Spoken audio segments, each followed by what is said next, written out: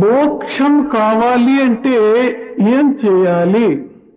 మోహక్షయమే మోక్షం అని అంటారు. మోహాన్ని నాశనం చేసుకుంటే ఆటోమేటిక్ గా మోక్షం వస్తుంది అని అంటారు. కాబట్టి ఈ మోక్షానికి ప్రతిబంధకం ఏది అంటే మోహమే. దీనికి ఒక చిన్న ఉదాహరణ చూడండి. అగస్త్య మహాముని ఒకసారి ప్రయాణం చేస్తున్నారు. ఆయన స్వర్గానికి పోవాలి అర్జెంటుగా పోతున్నాడు. మార్గ మధ్యంలో ఒక రైతు ఆనందంగా సంతోషంగా కూర్చునిట్టాడు. చూస్తాడు, వీడు చాలా మంచివాడిగా ఉన్నట్లున్నాడు, వీడిని కూడా వెంట తీసుకుపోదాం, వీనికి మోక్షం ఇప్పించేస్తామని అనుకుంటాడు. నాయనా ఇక్కడ రా అంటాడు. వాడు చాలా వినయంగా వచ్చి నిలబడతాడు. నీ పైన నాకు జాలి వేసింది, చాలా మంచివాడిలా కనబడుతున్నావు, నా ఎంటరా నీకు స్వర్గానికి తీసుకుపోతాను.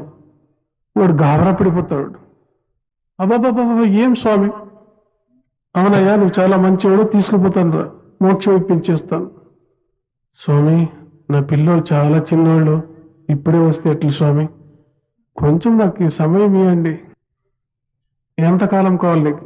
10 సంవత్సరాలు అయితే చాలు స్వామి, నేను వచ్చేస్తాను మీ వెంట అంటాడు. తథాస్తు అంటాడు. 10 సంవత్సరాల తర్వాత వచ్చి మళ్ళా ప్రత్యక్షం అవుతాడు అగస్త్యం. ఏమయ్యా సిద్ధంగా ఉన్నావా, పోదామా అంటాడు. చూస్తాడు.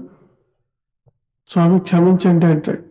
ఏ కొత్తగా పెళ్లి చేసినాను మా పిల్లోళ్ళకి, వాళ్ళ ముచ్చట్లు సంతోషం నేను చూడొద్దా? వాళ్ళ కడుపులో ఏమన్నా 4 కాయలు కాస్తే చూసి ఆనందంగా 2 నాళ్ళు ఉండి వస్తాను స్వామి, ఏమంత అర్జెంటు? మరి ఎప్పుడు వస్తావు? ఇంకో 10 సంవత్సరాల టైం అండి. తథాస్తు అంటాడు. అట్లే కానీ మళ్ళా వెళ్ళిపోతాడు. 10 సంవత్సరాల తర్వాత మళ్ళా దిగుతాడు. నాయనా 2 సార్లు అయిపోయింది, 3వసారి ఇది, త్వరగా వెళ్ళిపోదాం రా అంటాడు. మళ్ళా చూస్తూ బిక్కముఖం వేస్తాడు.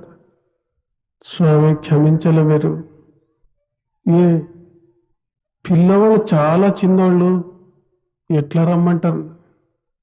వాళ్ళు కొంచెం పెద్దోళ్ళైన తర్వాత వాళ్ళకి పెళ్లి చేసి తర్వాత వస్తారు. మళ్ళా వస్తే వాళ్ళకి పిల్లలు కానీ, మళ్ళా వస్తే వాళ్ళ పెద్దోళ్ళు కానీ, మళ్ళా వస్తే వాళ్ళ పిల్లలు కావాలి, ఆలోచించేస్తాడు. సరే అట్లే కానని చెప్పి వెళ్ళిపోతాడు. మరలా కొంతకాలమైన తర్వాత వచ్చి దిగుతాడు. ఎక్కడ చూస్తే ఆ రైతే కనబడ్డు. ఏమైనాడని చూస్తాడు, ఎక్కడా లేడు వాడు. తన దివ్య దృష్టి చేత ఆలోచన చేస్తాడు. చూస్తే ఆ రైతే కుక్క ఇంటి ముందర కావులు కాస్తుంటాడు. చే అని చెప్పి ఆయన దగ్గర పోయి, ఏమయ్యా ఇటువంటి స్థితి వచ్చింది, ఇప్పుడైనా రా, మోక్షం ఇచ్చి ఇప్పిస్తాను రా, పోదాం రా అంటాడు. ఆ కుక్క రూపంలో రైతు అంటాడు, స్వామి పెద్దోళ్ళంతా నా కొడుకులు పనుల మీద అక్కడ ఇక్కడ పోతారు, చిన్న చిన్న పిల్లోళ్ళు ఆడోళ్ళు ఉంటారు, ఇంటి కావులకి ఎవరుంటారు, నేను ఈడే ఉంటాను స్వామి, ఇంకా కొంతకాలం పోని అంటాడు. ఇంకెంతకాలం ఉంటావు? ఎట్లో 10 సంవత్సరాలు ఇస్తున్నారు కదా, ఇప్పుడో 10 సంవత్సరాలు ఇవ్వండి. తథాస్తు అని పోతాడు. మళ్ళా వచ్చి చూస్తాడు, ఆ కుక్క కూడా లేదాడ. ఎక్కడ పోయినా అని చెప్పి మళ్ళా దివ్య దృష్టి చేత ఆలోచన చేస్తాడు. ఒక పెద్ద పామయ్య ఆడే పడి ఉంటాడు. చూస్తాడు, ఏమయ్యా ఎటువంటి స్థితి వచ్చింది నీకు, రా పోదాం రా. స్వామి నేను చిన్నప్పటి నుంచి చాలా కష్టపడి సంపాదించి పెట్టినటువంటి ధనం ఉంది ఇక్కడ, దీన్ని కావలి కాస్తున్నాను నేను, ఇప్పుడు వస్తే ఎట్లా? ఏదో ఒక రూపంలో పిల్లవాళ్ళకి ఈ ధనమంతా ఇచ్చేసి నేను వస్తాను అని అంటాడు. ఈ మోహం ఎటువంటి పని చేసింది? ఆ మహర్షి ఆలోచన చేస్తాడు.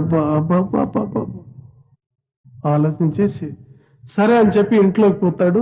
ఆ పిల్లోళ్ళంతా కొడుకుల్ని, మనవల్ని, వాళ్ళని వీళ్ళంతా పిలిపించి సభ ఏర్పాటు చేసి, నాయనలారా మీ తండ్రి ఈ రీతిగా కుక్కగా మారిండే, ఇప్పుడు పాముగా మారినాడు, మీకు చాలా ధనం పెట్టినాడు, దాంట్లో ఏమేమున్నాయి, దండుగా ఉన్నాయి, మీరు వెనక ముందు ఆలోచన చేస్తే ఎవడు కొట్టుకుపోతాడో ఏమో అది.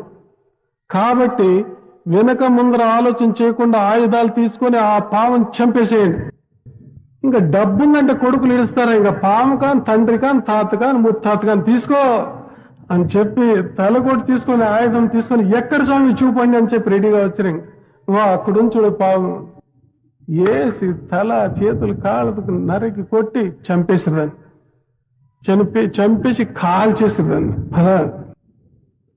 దాంట్లో ఉండే దెబ్బంతా తీసుకునేసి అప్పుడు ఆలోచన చేస్తాడు. ఆ చనిపోయినటువంటి ఆ రైతు ఆలోచన చేస్తాడు, అబ్బబ్బబ్బా, ఈ డబ్బు యొక్క ఆశకు ఎంతటి హీనమైన పనికి కూడా వీరు రెడీగా ఉన్నారు కదా, వీళ్ళతో నాకేం సంబంధం అనే స్థితి వచ్చేసి అది తెంపుకునేసి మోహం తెగ. అగస్త్య మహర్షి రెడీగా ఉన్నాడు, రైట్ అని అది తీసుకుని వెళ్ళిపోయాడు. అంటే ఏమర్థము? మోహక్షయమే మోక్షం. మోహం ఎప్పుడైతే క్షయం నాశనమైపోతుందో వెంటనే ఆటోమేటిక్ గా వస్తుంది.